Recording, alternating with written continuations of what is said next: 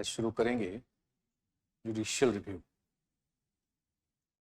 Judicial review कोई नया नहीं है आपके लिए, तब तो ये है कि एडमिनिस्ट्रेशन के लिए, एडमिनिस्ट्रेटिव पर्पसेस के लिए जिस रिट का ज़्यादा इस्तेमाल होता है उसके ऊपर हमें फोकस करना है ना।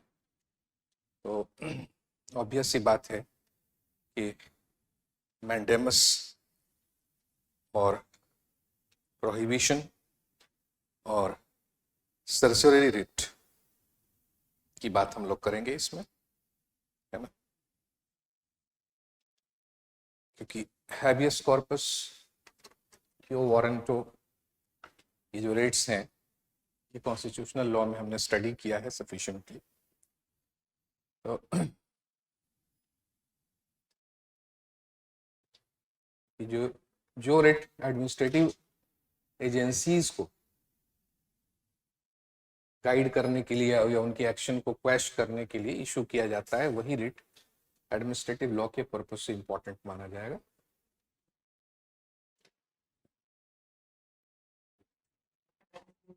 जुडिशियल रिव्यू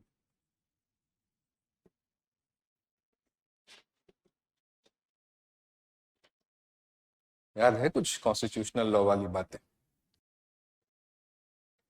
जुडिशियल रिव्यू कहाँ से आया,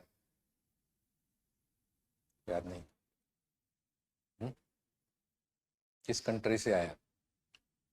सिंपल टाइप का क्वेश्चन है, ये पूछा भी जाता है। नहीं, अमेरिका से। अमेरिका से। जैसे जुडिशियल रिव्यू के मामले में मतलब कोर्ट जो है गवर्नमेंटल एक्शन को रिव्यू कर सकते हैं, इसका हिस्ट्री बहुत पुराना है। वैसे डॉक्टर बोनहैम केस 1610 का है। कॉलेज एडमिनिस्ट्रेशन ने उनको निकाल दिया, प्रिजन में डाल दिया। उनके एक्शन के ऊपर, उनके खिलाफ एक्शन को कोर्ट ने रिव्यू किया। लेकिन खैर वो क्लासिकल बातें हैं। जो रियल सेंस में जुडिशियल रिव्यू आया वो है अमेरिका से। और अमेरिकन कॉन्स्टिट्यूशन में कोई एक्सप्लिसिट प्रोविजन नहीं है इसके। कोई आर्टिकल या कोई उसका आर्टिकल के अंदर वहाँ जो सेक्शंस हैं अमेरिकन कॉन्स्टिट्यूशन के अंदर, उनमें से किसी भी आर्टिकल या सेक्शन में जुडिशियल रिव्यू की बात है सच नहीं की गई। कोर्ट के जजमेंट के थ्रू यह बात इस्टेब्लिश हुई। 1789 में अमेरिकन कॉन्स्टिट्यूशन ऑर्डन हुआ, इस्टेब्लिश हुआ। और फर्स्ट 10 अमेंडमेंट्स जो एक ही बार में हुए उसके द्वारा 1791 में बिल ऑफ राइट्स ऐड किया गया कॉन्स्टिट्यूशन के अंदर। वही बिल ऑफ राइट्स हमारा फंडामेंटल बिल ऑफ राइट कह लीजिए, फंडामेंटल राइट कह लीजिए, एक ही बात है। लेकिन जब हम कॉन्स्टिट्यूशनल डिस्कोर्स में होते हैं तो एग्जैक्ट वर्ड यूज करना पड़ता है, और वो एग्जैक्ट वर्ड हमारे कॉन्टेक्स्ट में है फंडामेंटल राइट्स। तो बिल ऑफ राइट्स की बहुत सी बातों को हमने अपने फंडामेंटल राइट में इनकॉर्पोरेट किया ब्यूटीफुली, अपने ज़रूरतों के हिसाब से उसको एडजस्ट करते हुए, मोल्ड करते हुए हमने इंडियन कॉन्स्टिट्यूशन में उसको इंशर्ट किया। तो 1803 में, थोड़ा साउंड कम कर दीजिए, 1803 में अमेरिकन सुप्रीम कोर्ट ने मार्वरी वर्सेस मेडिसन के केस में, ये बातें आपके कॉन्स्टिट्यूशनल लॉ वाले नोट में हैं, मार्वरी वर्सेस मेडिसन के केस में अमेरिकन सुप्रीम कोर्ट ने, और वो थे चीफ जस्टिस जॉन मार्शल, उन्होंने फेमसली ऑब्जर्व किया कि it is emphatically the province of the judicial department to say what the law is। ये जुडिशियल डिपार्टमेंट की रिस्पॉन्सिबिलिटी है या ड्यूटी है कि वो बताए कि लॉ का मीनिंग क्या है। मतलब हम लॉ तक का जुडिशियल रिव्यू कर सकते हैं।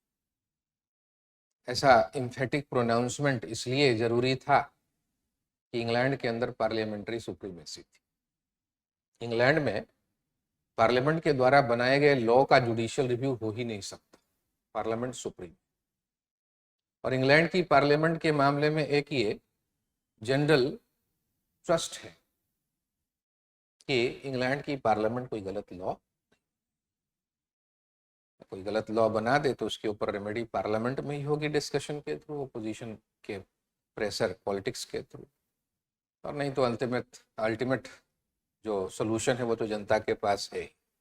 इंडिया में भी तो आप देख ही रहे, क्यों किसान आंदोलन ने गवर्नमेंट की थिंकिंग को बड़ा उन दिनों इन्फ्लुएंस किया था, कोई 3 साल पहले। तो उसी तरह से अमेरिका, इंग्लैंड के अंदर पार्लियामेंट्री सुप्रीमेसी, लेकिन अमेरिका में कांग्रेस जो है इस मामले में सुप्रीम नहीं रहेगा। वो लॉ बनाए, लॉ इनैक्ट करे, लेकिन अगर वो लॉ अमेरिकन कॉन्स्टिट्यूशन और पर्टिकुलरली उसमें जो इंश्राइंड बिल ऑफ राइट्स हैं उनके वायलेशन में कोई भी लॉ अगर होता है तो उसका जुडिशियल रिव्यू कोर्ट कर सकते हैं appropriate cases from time to time, और वो लॉ को वाइड भी डिक्लेयर कर सकते हैं। एग्जीक्यूटिव ऑर्डर्स जो प्रेसिडेंट के हैं उसके ऊपर भी वो रोक लगा सकते हैं। तो इस तरह से अमेरिका में मार्बरी वर्सेस मेडिसन केस ने जुडिशियल सुप्रीमेसी इस्टेब्लिश कर, कोर्ट सुप्रीम।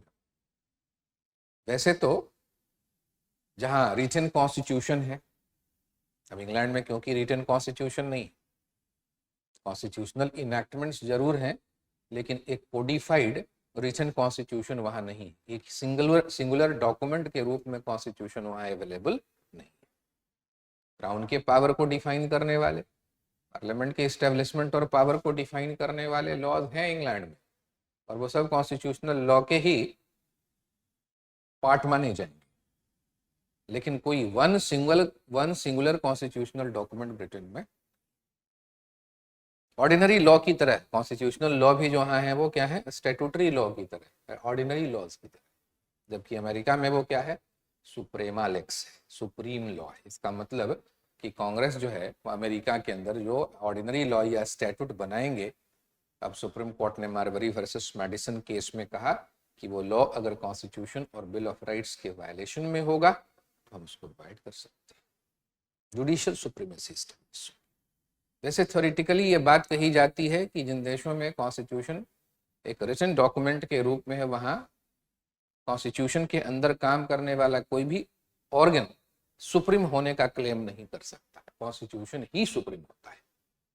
एक रिटन कॉन्स्टिट्यूशन वाले कंट्री में कॉन्स्टिट्यूशन के अंदर जो गवर्नमेंट होती है उसका कोई भी ऑर्गन ये क्लेम नहीं कर सकता कि हम एक दूसरे के मुकाबले सुप्रीम है या सुपीरियर है, कॉन्स्टिट्यूशन सुप्रीम। तब तो इसका एक नेचुरल कॉरलरी ये होता है, एक नेचुरल कॉन्सिक्वेंस ये होता है कि कॉन्स्टिट्यूशन की मीनिंग को इंटरप्रेट करने की जो अल्टीमेट रिस्पॉन्सिबिलिटी होती है वो कोर्ट की होती है। और ऐसे में कॉन्स्टिट्यूशन क्या कहता है ये बताना किसका काम है, केस बाय केस कोर्ट। और रिटन कॉन्स्टिट्यूशन को इंटरप्रेट करने के कोशिश में जुडिशरी सुप्रीम हो ही जाती है। पार्लियामेंट जो एक लेजिस्लेटिव ऑर्गन है, या प्रेसिडेंट, प्राइम मिनिस्टर वगैरह जो executive organ of the government है, वो कॉन्स्टिट्यूशन को बेहतर नहीं इंटरप्रेट करेंगे। कौन करेगा, केस बाय केस, कॉन्फ्लिक्ट की स्थितियों में, डाउट की स्थितियों में, एम्बिग्विटी की स्थितियों में सुप्रीम कोर्ट। और सुप्रीम कोर्ट जो कॉन्स्टिट्यूशन या किसी भी स्टैट्यूटरी इंटरप्रिटेशन के द्वारा जो प्रिंसिपल सेटल कर दे वो क्या माना जाता है, बाइंडिंग लॉ माना जाता है, आर्टिकल 141 ऑफ द कॉन्स्टिट्यूशन के अकॉर्डिंग। तो इंडिया में भी कोर्ट सुप्रीम हो ही गए। वैसे थ्योरेटिकली कॉन्स्टिट्यूशन सुप्रीम, और केशवानंद भारती केस में चीफ जस्टिस SM सीकरी ने ये बात कही भी थी कि supremacy of the constitution is part of the basic structure of the constitution. Supremacy है, लेकिन वो कहता क्या है, ये इंटरप्रेट करने के टास्क को पूरा करते समय जुडिशरी अपने आप ही क्या हो जाती है, मतलब पार्लियामेंट को वो पॉइंट आउट कर सकती है ना case by case, methodically, formally, कि आप जो कर रहे हो गलत है, हम कॉन्स्टिट्यूशन को बेहतर समझते हैं और हम जो समझते हैं वही आपको फॉलो करना पड़ेगा। आर्टिकल 141 का ही मैंडेट। वो जुडिशरी जो है, सुप्रीम कोर्ट जो है, case by case appropriate proceedings में एग्जीक्यूटिव को पॉइंट आउट कर सकता है, जो करता भी है, कि आप गलत हो, कॉन्स्टिट्यूशन की समझ आपकी ठीक नहीं है, आप यूं ही स्टेट बिल को लॉन्ग टाइम तक पेंडिंग में नहीं रख सकते, उसको रिजर्व करके नहीं रख सकते, कहा ना सुप्रीम कोर्ट। अनरीजनेबल डिले आप नहीं करा सकते बिल को इस तरह से पेंडिंग रख करके। आप कॉन्स्टिट्यूशन को बेहतर नहीं समझते, हम समझते हैं, और जैसा हम समझते हैं वही आपको फॉलो। तो कॉन्स्टिट्यूशन सुप्रीम है, लेकिन कॉन्स्टिट्यूशन को इंटरप्रेट करने वाली जो बॉडी है जुडिशरी वो इस वजह से सुप्रीम, क्यों है या नहीं है? तो हमारे यहाँ भी जुडिशियल सुप्रीमेसी आ चुकी है, भले ही क्लियरली ये बात कही नहीं जाती है। कोर्ट बाई कभी कभी जो है बहुत एक्स्ट्रॉर्डनरी कॉशन के साथ ये कहते भी हैं कि हम लॉ बनाते नहीं, हम बस लॉ को इंटरप्रीट करते हैं। लेकिन एक्सपीरियंस यही बताता है कि कॉन्स्टिट्यूशनल लॉ को इंटरप्रीट करते हुए वो इतना आगे बढ़ चुके कि जैसे लगता है कि कॉन्स्टिट्यूशन क्या है उस मामले में उनका व्यू अंतिम हो गया। बेसिक स्ट्रक्चर डॉक्ट्रिन का जो प्रिंसिपल है कोर्ट ने एस्टेब्लिश किया, वो क्या है? कोई कॉन्स्टिट्यूशनल प्रिंसिपल थोड़ी है बेसिक स्ट्रक्चर डॉक्ट्रिन, कोर्ट ने एस्टेब्लिश कर दिया और वो मैंडेटरी हो गया।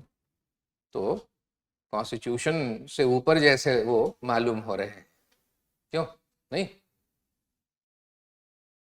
जो कॉन्स्टिट्यूशन का टेक्स्ट नहीं है, जो कॉन्स्टिट्यूशन का इम्प्लीकेशन नहीं है, कॉलेजियम, वो उन्होंने इस्टेब्लिश कर, एक कन्फ्लिक्ट क्रिएट कर दिया जूरिस्प्रूडेंस के मामले, नहीं, और उसको बनाए रखने की पूरी कोशिश भी की।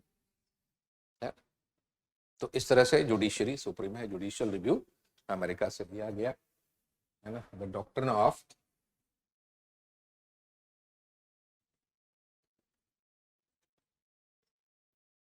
Judicial review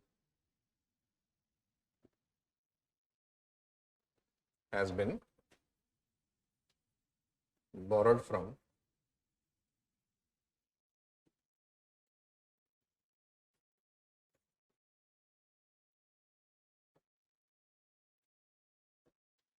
the American jurisprudence। America में जो विधिक सोच है, जुडिशियल थिंकिंग है, वहां से the US Supreme Court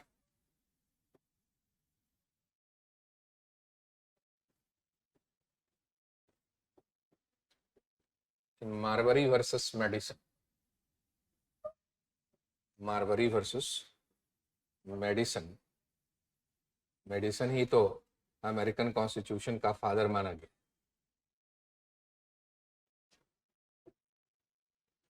ये चीफ जस्टिस जॉन मार्शल के नाम पर भी सवाल है।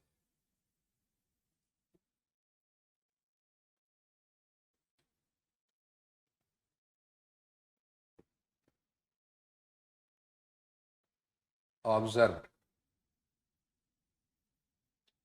that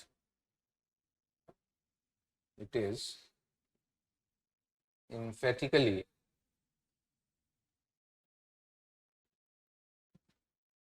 the province or the area, मतलब टास्क के सेंस में, इट इज माई प्रोविंस, ये मेरा टास्क, मेरा एरिया, मेरा डोमेन।